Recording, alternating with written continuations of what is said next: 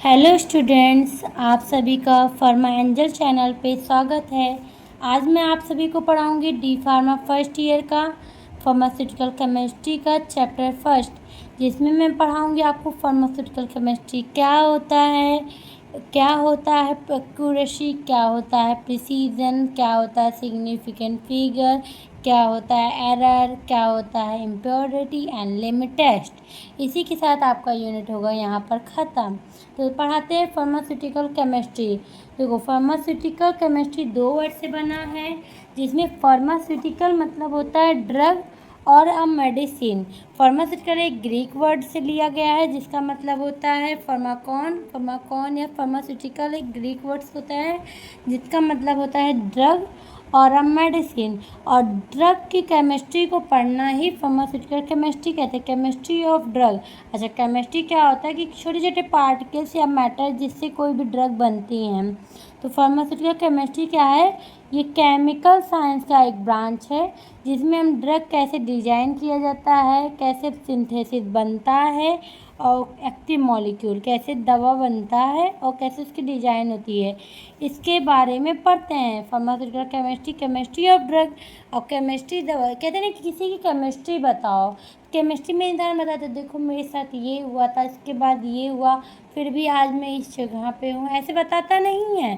तो उसी तरीके से केमिस्ट्री दवा की कैसी केमिस्ट्री है, तो उसकी केमिस्ट्री हम कहाँ पढ़ते हैं? फार्मास्यूटिकल केमिस्ट्री में। और वो क्या होता है, जैसे ड्रग कैसे डिजाइन करेंगे, कैसे सिंथेसिस बनाएंगे, तो इसमें क्या क्या होता है। इट्स इन्वॉल्व ड्रग की डिस्कवरी, ड्रग के डेवलपमेंट, स्टडी अबाउट ड्रग, उसके कैसे एब्जॉर्प्शंस होते होंगे, पेट में जाकर कैसे घुलता होगा, कैसे वो मेटाबॉलिज्म करता होगा, और कैसे उसको दवा को कौन से मेथड से डिलीवर कराते हैं वो। फार्मास्यूटिकल केमिस्ट्री में ड्रग की chemistry, quality assurance, pharmaceutical pharmacology, drug कैसे एक्शन करता है, कैसे एनालिटिकल का टेक्निक, कैसे वो क्योर करता है, रेमेडीज ऑफ डिजीज़, किसी भी ड्रग को डिजीज़ को ठीक करने के लिए कैसे काम करता है, इसकी सब चीज़ों की स्टडी फार्मास्यूटिकल केमिस्ट्री में करते हैं। उसके साथ अब इसमें हम लोग पढ़ते हैं branches of pharmaceutical chemistry. Pharmaceutical chemistry के कितने ब्रांच हैं? तो देखो बेटा, ब्रांच मतलब शाखा। अब मैं मेरे से जुड़ी हुई हर चीज़ें, इसी तरीके से केमिस्ट्री से जुड़ी हुई हर चीज़ें बेटा। तो केमिस्ट्री की कितनी चीज़ें हम लोग पढ़ते हैं, तो आप इनऑर्गेनिक केमिस्ट्री पढ़ते हो, organic chemistry, analytical, physical, medicinal, phytochemical and biochemistry. अब बेटा ध्यान दो, इनऑर्गेनिक केमिस्ट्री आप जो डी फार्मा वालों हो, आप लोग शायद सेकेंड की थर्ड यूनिट आपका इनऑर्गेनिक, थर्ड यूनिट ही आपका इनऑर्गेनिक केमिस्ट्री है। फोर्थ यूनिट आपका ऑर्गेनिक केमिस्ट्री, जिसमें आयुपैक नोमेनक्लेचर आप पढ़ते हो। थर्ड यूनिट बेटा आपका इनऑर्गेनिक है, ऑर्गेनिक है फोर्थ, जिसमें आयुपैक नोमेनक्लेचर पढ़ते हो, ऑर्गेनिक कंपाउंड का, कार्बन ऑर्बन का। फिर एनालिटिकल केमिस्ट्री, जिसमें टाइट्रेशन ये सब पढ़ते हो बेटा। फिजिकल केमिस्ट्री आपको अलग से ही पढ़ना है। मेडिसिनल केमिस्ट्री आपका इसी डिप्लोमा में फिफ्थ यूनिट से लेकर लास्ट यूनिट तक सारे डिजीज़ के जितने भी ड्रग पढ़ रहे हो, मेडिसिनल केमिस्ट्री का ही पार्ट है। फाइटोकेमिकल बेटा कुग्नोसी पढ़ ही रहे हो। बायोकेमिस्ट्री आपका सेकेंड ईयर में एक अलग से सब्जेक्ट ही है। तो ये सब पार्ट केमिस्ट्री के, जितने भी केमिस्ट्री आज तक आपने पढ़े होंगे, सब ब्रांचेज होते हैं फार्मास्यूटिकल केमिस्ट्री के। फिर आते हैं scope of pharmaceutical chemistry. Scope देखो बेटा, स्कोप हमारे जैसे हम एक फार्मेसी के स्टूडेंट हैं, तो हमारा क्या क्या स्कोप है। स्कोप कहने का मतलब कि इससे आप क्या क्या कर सकते हो इन फ्यूचर। तो इसी तरीके से फार्मास्यूटिकल केमिस्ट्री अगर तुम लेते हो आगे फ्यूचर में, तो उससे क्या क्या कर सकते हो, वही होता है उसका स्कोप। ठीक, तो देखो, क्वालिटी एश्योरेंस, इंडस्ट्री में एक डिपार्टमेंट होता है क्वालिटी एश्योरेंस, एक होता है क्वालिटी कंट्रोल, एक ऐसे ही प्रोडक्शंस और भी डिपार्टमेंट होते हैं बेटा, उसको बताऊंगी। क्वालिटी एश्योरेंस में आप किसी भी ड्रग की डॉक्यूमेंटेशन करते हो, मतलब कि फाइल में बनाते हो कि कितना प्रोडक्ट आ रहा है, कितना जा रहा है, क्या क्या हो रहा है, सब चीज़ों के बारे में जानकारी लिखते हो। क्वालिटी कंट्रोल में आप ड्रग की टेस्टिंग लिखते हो कि कौन सी टेस्टिंग होगी, कैसे होगी, कौन एपीआई आई है तो एपीआई सही है कि नहीं, ड्रग सही है कि नहीं, हर चीज़ का टेस्ट करना पड़ता है।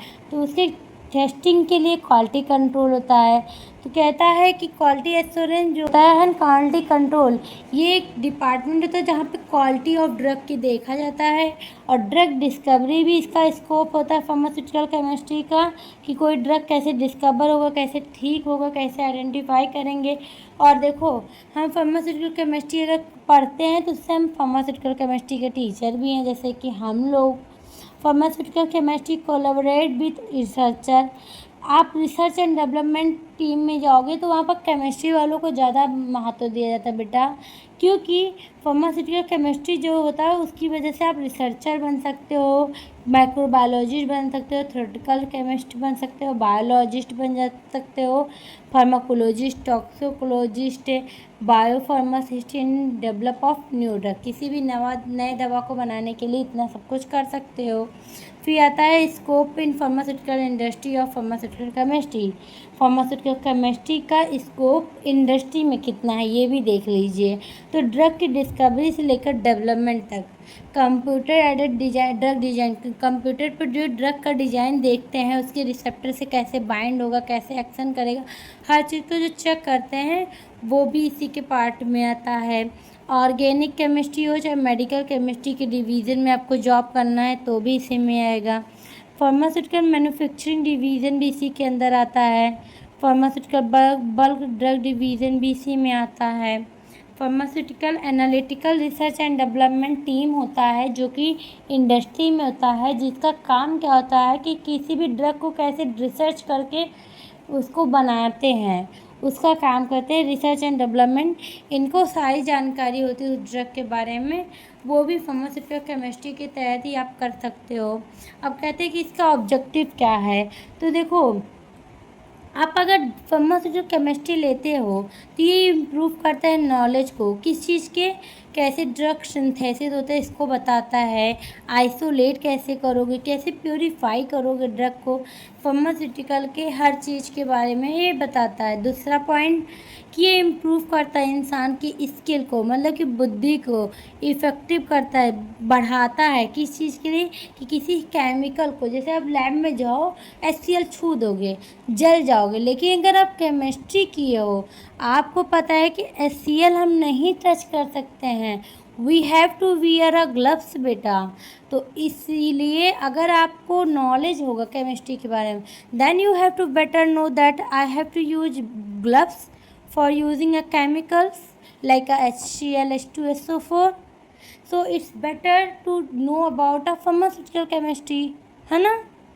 तो इसीलिए कहते हैं कि इट्स इम्प्रूव अ स्किल, ये हमारे स्किल्स को इम्प्रूव करता है, इफ़ेक्टिव करता है। किस लिए, कि हमें कैसे किसी केमिकल्स को हैंडल करना है, कैसे किसी ग्लास वेयर्स को हैंडल करना है, कैसे किसी भी इंस्ट्रूमेंट को चलाना है, सब चीज़ों का नॉलेज बन देता है फार्मास्यूटिकल केमिस्ट्री।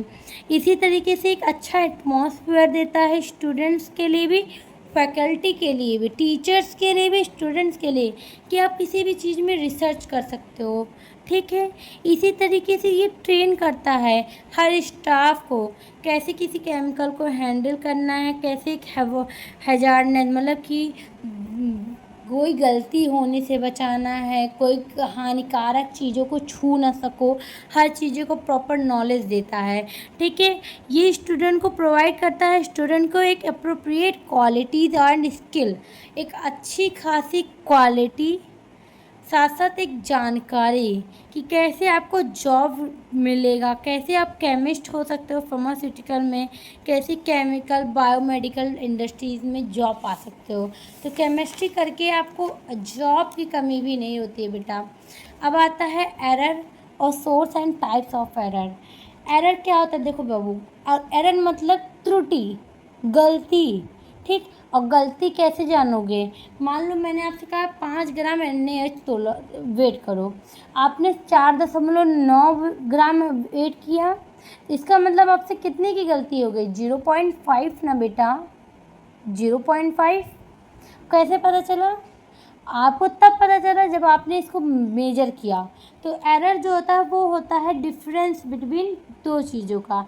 ट्रू वैल्यू, जैसे मैंने जितना कहा, जैसे मेरे को 50 ग्राम चीनी ले आओ, 50 ग्राम जो है वो ट्रू वैल्यू हुआ, और आपने मेजर किया, कितना मापा, आपने 49 ग्राम किया, तो ये हो गया इसका ट्रू वैल्यू, जितना कहा गया, मेजर वैल्यू कितना आपने मेजर किया, और उसके बीच में जितना बचता, मान लो मैंने 1 ग्राम नहीं था वेट कर, कम वेट किया था, तो गलती कितने की हुई, 1 ग्राम की, तो इसे बोलते हैं एरर।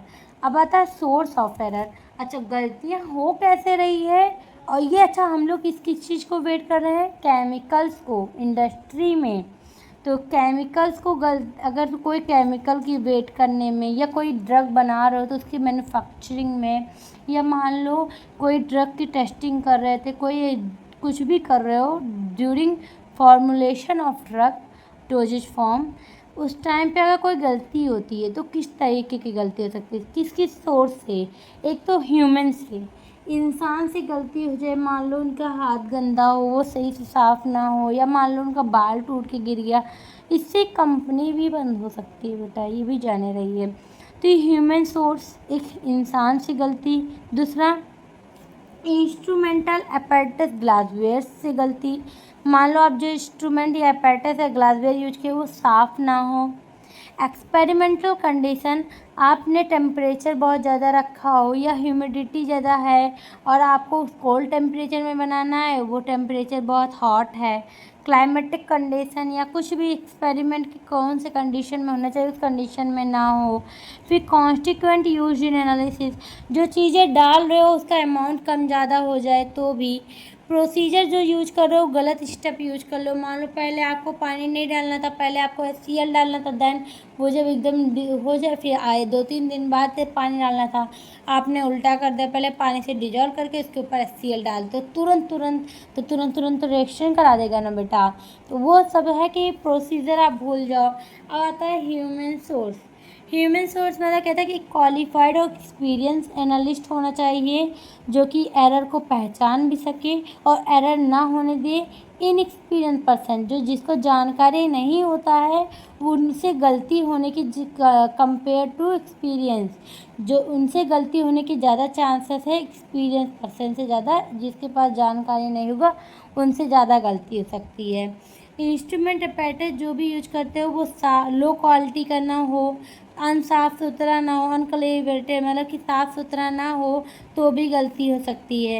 एक्सपेरिमेंटल कंडीशन, जैसे सही कंडीशन ना हो, अनफेवरेबल कंडीशन हो तो रिजल्ट सही नहीं आएगा। अगर सही कंडीशन टेम्परेचर ह्यूमिडिटी ये सब नहीं रहेगा तो सही रिजल्ट नहीं आएगा। कॉन्स्टिट्यूएंट जो यूज करते हो स्टैंडर्ड सॉल्वेंट और रिएजेंट नहीं होगा तो भी क्वालिटी और प्योरिटी उसकी ख़राब हो सकती है और इससे दिक्कत हो सकती है। फिर प्रोसीजर जो स्टेप यूज करते हो वो सही स्टेप से आप बनाते नहीं हो ड्रग को तो भी ड्रग ख़राब हो सकता है। अब आता है टाइप्स ऑफ एरर। तो 2 तरीके की गलती होती है, एक तो सिस्टम में से गलती हो जाए, मतलब लाइन से कर रहे हो कोई बीच में गलती हो जाए तो सिस्टमेटिक, जिसे हम डिटरमाइन हम पहचान जाते हैं। लेकिन रैंडम एरर 2 होता है, एक सिस्टमेटिक एक रैंडम। सिस्टमिक जो होता है वो डिटरमाइन, वो पहचान जाते हैं। रैंडम इनडिटरमाइन, इसे हम जान ही नहीं पाते आखिर गलती हुई तो हुई कहाँ से। ठीक, अब सिस्टम में जो होता है वो पर्सोनल एरर होता है, और इंस्ट्रूमेंटल एरर होता है, reagent error, method error, additive, constant and proportional. लेकिन रैंडम ये एक टाइप का होता है जिसको हम पहचान भी नहीं पाते हैं। और सिस्टमिक एरर जो होता है कहते हैं इसको हम पहचान जाते हैं कि विच सोर्स, किस कारण से कैसे गलती हुई है और कैसे इसको कम किया जाए, दोनों हमें पता रहता है। जैसे पर्सनल एरर, पर्सन जो एक्सपेरिमेंट कर रहा है वो उसकी रिस्पॉन्सिबिलिटी है कि वो सही से प्रोसीजर को फॉलो करे। अगर वो ध्यान से नहीं फॉलो करता है तो वो कहीं गलती कर देगा। अच्छा, उसे पता रहेगा किस स्टेप से उसने भूल गया था, कहाँ से उसने फॉलो नहीं किया। अगर उससे पूछा जाएगा कि तुमने ये किया इसके बाद ये किया था, अगर वो नहीं किया होगा तो उसको तो पता चल जाएगा। तो ये डिटरमाइंड है। इंस्ट्रूमेंटल, आप जो इंस्ट्रूमेंट यूज करते हो एक्यूरेट होना चाहिए, साफ़ सुथरा हो जाए। अगर नहीं यूज करोगे तब तो गलती होगी ना, तो आप जान जाओगे कि हाँ से हमने गलती कर दी। इसी तरीके से रिएजेंट जो यूज करते हो बेटा, वो रिएजेंट आपको पता होना चाहिए आप कौन से रिएजेंट यूज करो कौन सा नहीं। अगर आप गलत रिएजेंट यूज करोगे आपको तो पता रहेगा और उससे भी गलती हो जाती है। मेथड यूज कर रहे हो तो लाइन से स्टेप होते हैं, हर चीज़ एसओपी पे लिखा रहता है कैसे बनाना है। मास्टर फार्मूला रिकॉर्ड होता है, बैच फार्मूला रिकॉर्ड, हर चीज़ को ध्यान देना पड़ता है, एसओपी को फॉलो करना पड़ता है। अगर आप इन सभी को ध्यान नहीं दोगे एरर तो होना ही होना है, फिर आप सही नहीं कर सकते हो। इसके बाद से मेथड जो यूज होता है वो सही से देख लीजिए। फिर एडिटिव, जो भी चीज़ आप सैंपल डालते हो वो भी सही अमाउंट में होना चाहिए, सही प्रोपोर्शन में होना चाहिए, कांस्टेंट अमाउंट में होना चाहिए, वरना गलती हो सकती है। अब रैंडम एरर, ये इनडिटरमाइंड होता है, ये पहचान नहीं सकोगे आप कहाँ से गलती हुई है, इसका कारण आपको नहीं पता चलेगा। इसलिए बहुत केयरफुली आपको वर्क करना पड़ता है इंडस्ट्री में, प्रिकॉशंस नहीं मिलेंगे। और जब ये ख़राब हुआ पूरा तो पूरा 1 करोड़ हो चाहे 10 करोड़ का वो बैच हो, पूरा बैच हट जाएगा। वो पूरा ड्रग ख़राब हो गया तो ख़राब हो गया, फिर वो नहीं मार्केट में जा सकता है। तो इसलिए रैंडम एरर नहीं पता चल पाता, इसलिए बहुत प्रिकॉशंस रखनी पड़ती है, बहुत केयरफुली काम करना पड़ता है, क्योंकि आप पहचान नहीं सकते हो। फिर आता है एक्यूरेसी एंड प्रिसीजन। ठीक, तो देखो एक्यूरेसी कहता है कि जैसे मान लीजिए मैंने कहा कि आपको 50 mg का टैबलेट दो, आपने एक को दिया 50 mg का, एक को दिया 49, एक को 47, एक को 51, एक को 52। तो इसमें 50 mg जिसको दिया वो एक्यूरेसी था, बाकी जो 47, 49, 51, 52 mg था वो सब प्रिसीजन था। सुनो, जैसे मैंने कहा ये मिड है, यहाँ पर आपको मारना है धनुष। ठीक, आपने मारा, यहाँ 2 3 गया, यहाँ पर ऐसे हुआ, तो देखो जो मिड में ये सब गया है तो गुड एक्यूरेसी भी होगा, गुड प्रिसीजन भी है। लेकिन यहाँ सारे यहाँ पहुँच गए, इसका मतलब एक्यूरेसी मतलब जितना अच्छा हो, मिड में तो गया ही नहीं है, तो मतलब एक्यूरेसी ख़राब है। लेकिन प्रिसीजन तो आसपास के होते हैं, तो आसपास वाला तो गुड प्रिसीजन है। इसी तरीके से अब तुमने मारा, कुछ मिड में, कुछ इधर, कुछ उधर, तीनों तीर अलग अलग गए, तो न ये प्रिसीजन ही अच्छे हैं न ये एक्यूरेसी ही अच्छे हैं। तो ये ऐसे ही होते हैं। एक्यूरेसी कहता है कितना करेक्ट मेजर कर रहे हो। जैसे मैंने कहा 50 mg, 50 mg ही आपने दिया, तो कितना करेक्ट आपने मेजर किया है उसे एक्यूरेसी कहते हैं। यह बोलते हैं एक्यूरेटली कंपैरेटिव, आप कंपेयर करो हर वैल्यू से, तो जो सबसे करीबी वैल्यू हो। जैसे मैंने कहा किसी को 100 ml वाटर देना है पीने के लिए, आपने किसी को 99 ml वाटर दिया, किसी को 95, किसी को 105, किसी को 110। इसमें एक्यूरेसी कौन सा है? 99 ml वाला बेटा, क्योंकि 100 तो आपने किसी को दिया नहीं है। लेकिन जो 95, 110 और 105 थे वो हो गए प्रिसीजन, ये याद रखिएगा। एक्यूरेसी कहता है कि एरर कितना कम हो, कितना करेक्ट आप मेजर करते हो, उसे एक्यूरेसी बोलते हैं। नियरनेस टू ट्रू वैल्यू, जो ट्रू वैल्यू के सबसे करीब में होता है, जो मेजर करते हुए वैल्यू वो सबसे क्लोज में हो। ठीक है, इसे डिग्री ऑफ एग्रीमेंट बोलते हैं, इसीलिए कितना ज़्यादा स्टैंडर्ड है, कितना एग्रीमेंट में है। और प्रिसीजन जो क्रॉस कर जाए एक्यूरेसी लाइन को, एक्यूरेसी लाइन के आस पास में हो, प्रिसीजन कहते हैं। अच्छा, एक्यूरेसी का एक वैल्यू होता है, लेकिन प्रिसीजन 2-3 वैल्यू को कहते हैं। जैसे मैंने कहा नहीं, 4-5 जो 100 ml थे जिसको दिया हुआ तो एक्यूरेट हो गया, बाकी 105, 110, 120 वाले जो हैं वो सब प्रिसीजन में आएंगे बेटा। ठीक है, अब आता है प्रिसीजन जो होता है, how many type which check measure value, measure value को कितनी बार आपने चेक किया वो होता है। ठीक है, अब आता है ये close two identical measurement of quantity. अब एक्यूरेसी और प्रिसीजन में अंतर क्या होता है, देखो मैं बहुत अच्छे से बताई थी, ये आप पहले ये देख लीजिए, फिर इसको समझने में आसान होगा। कहता है कि एक टैबलेट को मेजर करो जिसको 5 स्टूडेंट में एक्सपेरिमेंट के लिए देना है, और वो टैबलेट आप मानते हैं नाउ कि वो पैरासीटामोल टैबलेट है। आपने किसी एक स्टूडेंट को 500 दे दिया, किसी को 505, किसी को 490, किसी को 495, किसी को 499 mg। अब इसमें जो 499 mg जिस बच्चे को दिया था आपने, वो एक्यूरेसी था, और 4 बच्चों को आपने प्रिसीजन दिया था। ठीक, अब स्टैंडर्ड वैल्यू जो था 500 mg था, मैंने बोला पैरासीटामोल टैबलेट था, तो एक्यूरेसी जो था 499, प्रिसीजन जो था 490 तक था। तो ये जितने थे वो प्रिसीजन थे, इसमें एक्यूरेसी 1 था। अब कहता है एक्यूरेसी जितना क्लोज क्वांटिटी वैल्यू मेजर करते, जितना ज़्यादा क्लोज एक वैल्यू होगा वही होगा। ठीक, लेकिन ये रिप्रोड्यूसिबल आसपास के जितने भी हैं, ये एक्यूरेटली जो होता है वो प्रिसाइज नहीं हो सकता। हमने बोला ना कि जितने जैसे इसमें चारों हैं ये एक्यूरेट हो सकते हैं, नहीं ना, ये प्रिसाइज जो है ये एक्यूरेसी तो हो सकता है ना। अगर आप 500 mg वेट कर दोगे तो ये भी प्रिसीजन में भाग जा रहा है। तो कहता है जो प्रिसीज है not necessary to accurate and accuracy not necessary to precise. मतलब कि अगर 500 mg आता है तो वो एक्यूरेट हो जाता है, लेकिन कभी भी प्रिसीजन फिर एक्यूरेसी नहीं बन पाएगा।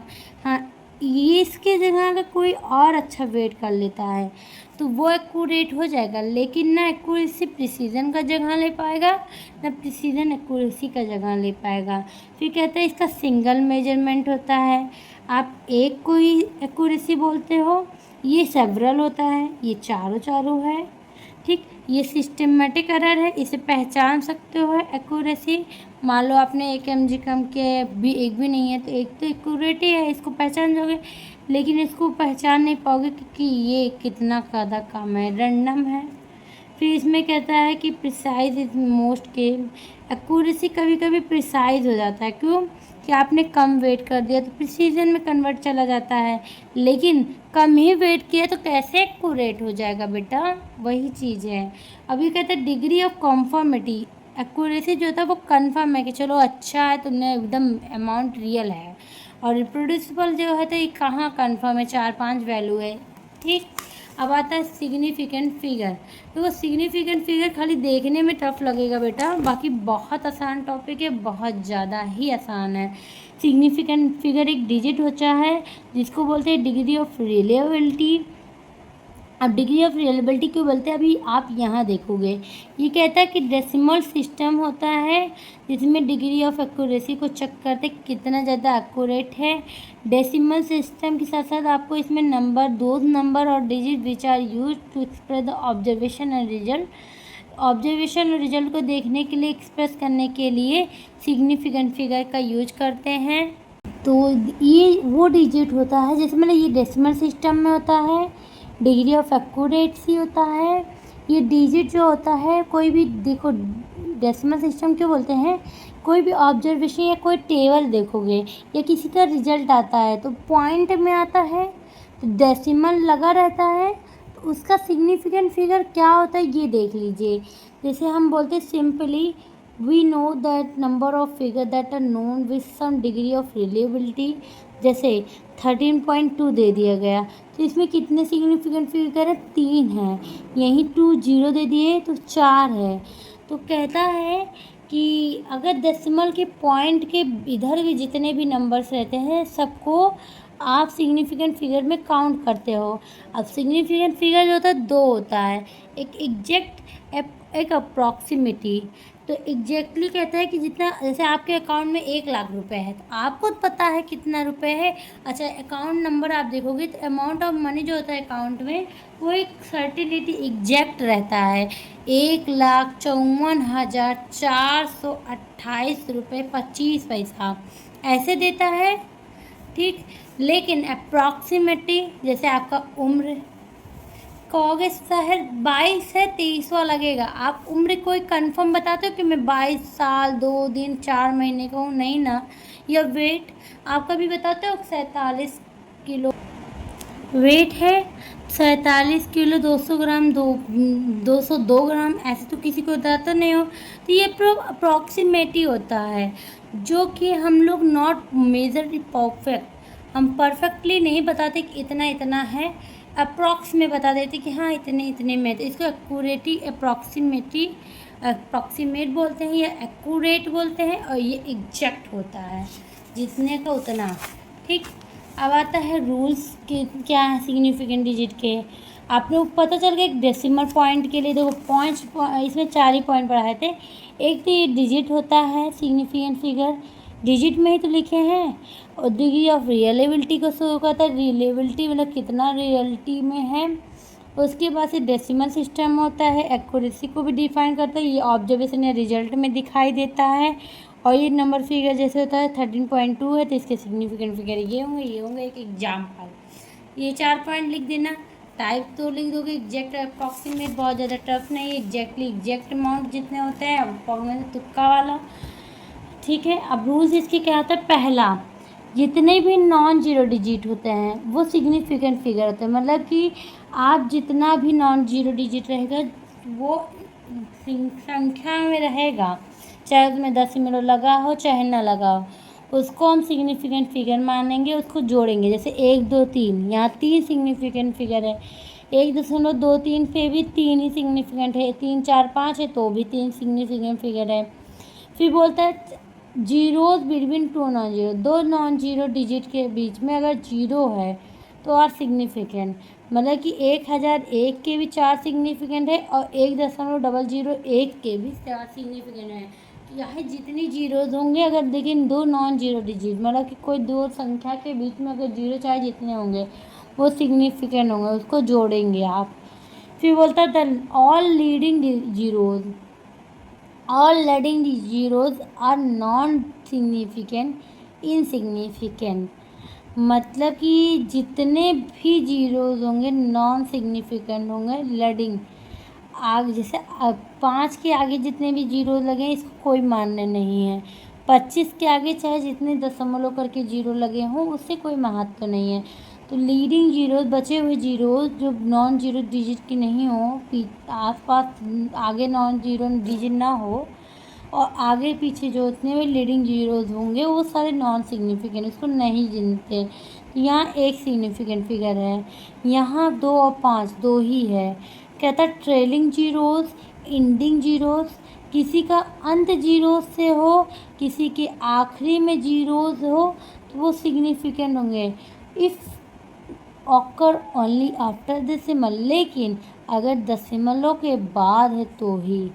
अब जैसे अगर दशमलव के बाद नहीं होगा तो इसका मतलब उसको जीरो उसको नहीं काउंट करा सकते, लेकिन अगर दशमलव तो काउंट करेंगे। तो अगर दशमलव है तो क्या करेंगे, ट्रेलिंग जीरो को काउंट करेंगे। 1 2 3, यहाँ 3 है, यहाँ 1 2 3 4 है, लेकिन कहा है वनली आफ्टर डेसिमल। तो अगर डेसिमल के बाद में नहीं दशमलव लगा है जैसे यहाँ, तो इसको नहीं जीरो को काउंट करेंगे। यहाँ 2, यहाँ भी 2, यहाँ भी 2। ये बेटा बहुत इम्पॉर्टेंट है, ये पेपर में कंफ्यूज करता है आप लोगों को, ये याद कर लीजिएगा। फिर बोलता है कि 10 के पावर चाहे जितना n हो चाहे माइनस में हो वो सिग्निफिकेंट है, नॉन सिग्निफिकेंट है। तो सिग्निफिकेंट नहीं है तो उसको नहीं जॉइन करेंगे। अब चाहे जितने पावर से उसको महत्व ही नहीं देना है, तो डायरेक्ट 1.3 को 2, यहाँ 250 है तो दशमलव नहीं लगा है तो इसका मतलब इसको काउंट करना ही नहीं, 2। इसके भी 1 2 दशमलव लग गए हैं तो 3। ठीक, अब एक सिग्निफिकेंट फिगर का मैंने नहीं बताया था तो इसका कुछ एग्जांपल दे रही हूँ आपको। जैसे 7 है तो इसका 1 होगा, 4 और 0। तो देखो दशमलव के बाद लगा होता तो इसको 2 बोलते, लेकिन दशमलव नहीं लगा तो इसको 1 बोलेंगे। 0 आगे का तो जोड़ा नहीं जाता तो 5, नहीं जोड़ा जाता तो 5। ट्रेलिंग में चाहे जितने भी 10 के पावर हो वो मान तो नहीं है 1, और 7 के बाद चाहे जितनी जीरोज हो उसका कोई महत्व नहीं है। अगर दशमलव नहीं लगा है तो फिर एक सिग्निफिकेंट फिगर। Thank you.